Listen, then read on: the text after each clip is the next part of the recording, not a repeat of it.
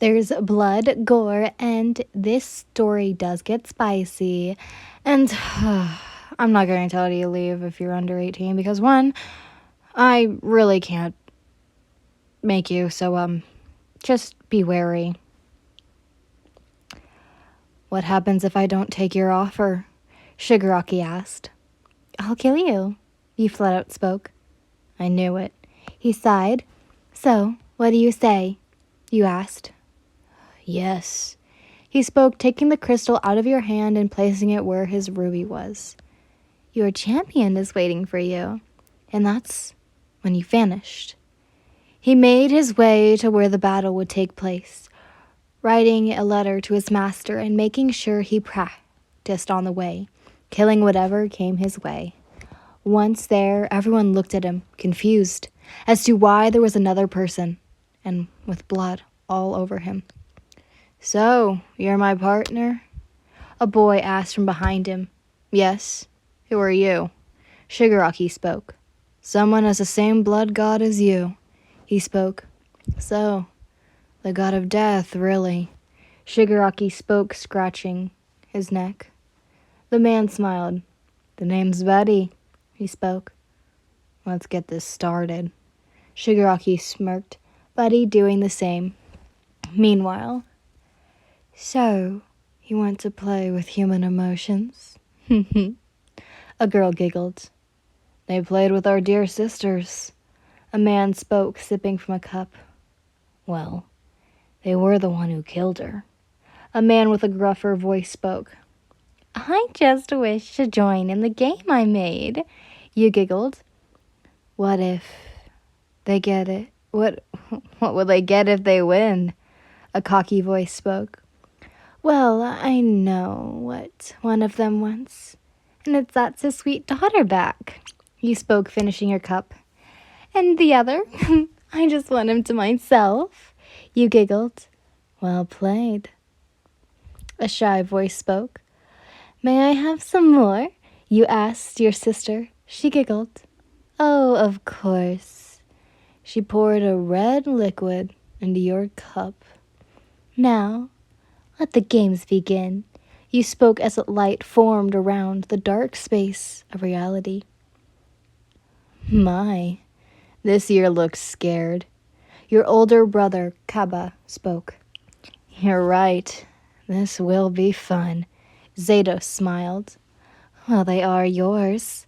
Elena spoke, drinking her drink.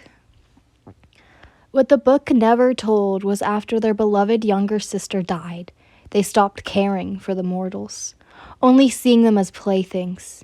And when they were bored, they brought down diseases and natural disasters to entertain themselves. Who do you think will win this year? Ato spoke. I say Yins. Bledo spoke, watching as a man was stabbed in the chest by a woman. Oh, with as much hatred and misery my men have, they'll kill anyone just to get their wish. You giggled. Oh, boo-hoo. Elena spoke as one of your champion's sword was facing a man's throat, ready to finish this fight. Well, I better get going. You spoke, sitting up from your chair and disappearing into the black void. That's it. Shigaraki spoke as a man fell down lifeless. Clapping could be heard from behind him. Buddy, your daughter should be in bed, sleeping. Perfectly fine before she died. You spoke. Buddy teared. Thank you, he cried. Now, go see her. You smiled. But it was real. So you do have life under that fake face, Shigaraki thought. Buddy began walking to where Shigaraki thought his home was. Now, Shigaraki, what is your wish? Your greatest desire? You asked. Shigaraki walked closer to you and kissed you. Once he broke the kiss, you looked shocked. I want you, he spoke. Oh, wow, looks like my wish came true as well. You smiled. Good. Shigaraki spoke, going into for another kiss, but you stopped him with your pointer finger. You'll have to wait, you giggled. I want you to go home and take a bath. He then vanished. Shigaraki groaned before heading home. Once home, he was glad they were all gone. He went into his room and took off his clothes, going into his bathroom and turning on his tub and stepping in. The warm water felt nice on his skin.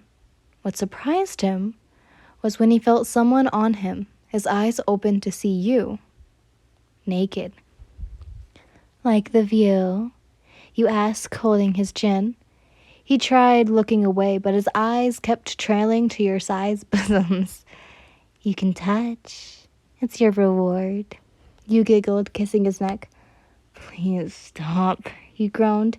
He spoke, putting one hand in front of his face and the other, well, you know.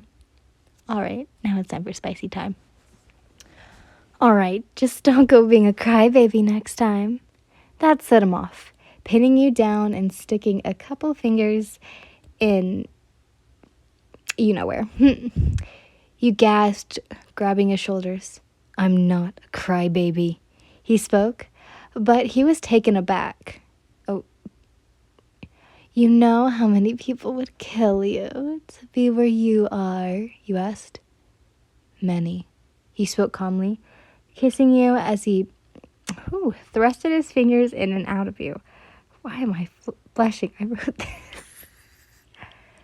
Shit, you spoke as he went faster. What are you going to come with just my fingers? He smirked.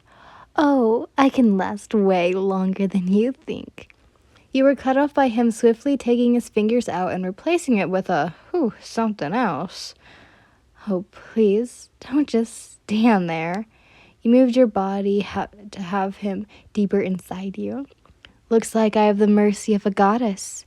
He kisses you and thrusts faster and faster.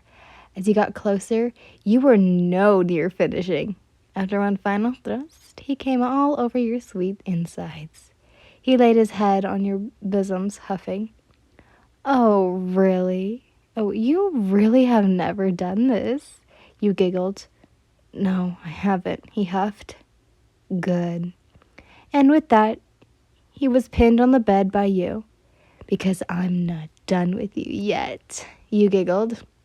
The next morning, spicy is done. Shigaraki groaned as he felt like he had just been killed. Rest well, you giggled, looking from on top of him. For fuck's sake, how are you not tired? He asked. I'm a goddess. I can do many things the mortals can't. You kissed him. I'll get you a drink. You giggled, getting out of bed and putting on his coat. And I'll deal with your league. You giggled, closing the door behind him. Oh, behind you. Shit. Shigaraki thought, placing a hand on his forehead. What'd you guys think? Well, I can't believe I started blushing while reading my own story. But tomorrow, well, not Shigaraki, holy moly, Todoroki will be the lucky man. I wonder what. But anyways, you'll have to find out tomorrow. Bye, lovelies. I love you all so much.